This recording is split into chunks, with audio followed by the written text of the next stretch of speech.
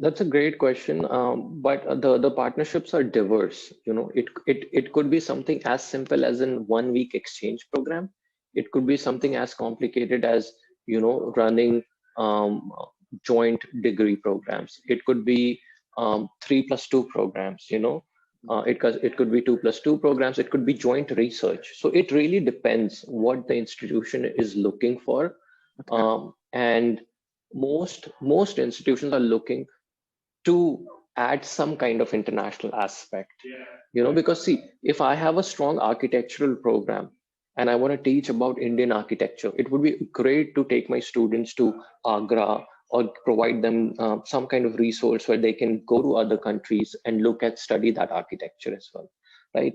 Um, so yeah, I mean, agriculture programs, so there are many different programs. Language programs, for example, if you like, Lucknow University has a agreement with multiple universities across the world who come to Lucknow just because of the Urdu language, right? So sometimes you have those advantages in terms of location that nowhere else in the world you would get that.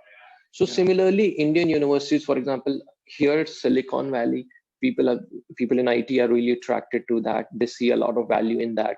So our organization, there's an institute called PICT in Pune. We help them, you know, um, develop some programs in Silicon Valley with universities here. So every university has their own mission and vision. We just like help them connect. It could be for whichever purposes. The good thing is that when we started doing our conferences, India was very stringent and very restrictive in what kind of agreements you could have. But recently, during COVID in 2020, Indian government came out with a new policy called NEP, New Education Policy. And one of the main things that this policy does is takes away a lot of those restrictions that used to exist. So now it's going to be a little more open market, and that will open doors to many different things. So, for example, in India, you weren't allowed to have a foreign university campus in India. In order to do that, you would have to pretty much put in years and years of work to get the permissions. Now, at least Indian government is saying if you are ranked in a certain way, you can have a campus in India. You know, Okay. so in future, it will not be out of the realm of reality to have a Yale University campus in Hyderabad. That could be a Yeah. possibility if they wanted. In the past 1 year from back from now, that wasn't a possibility. So now, I mean, it will open doors to many new kind of partnerships that people had not even envisioned.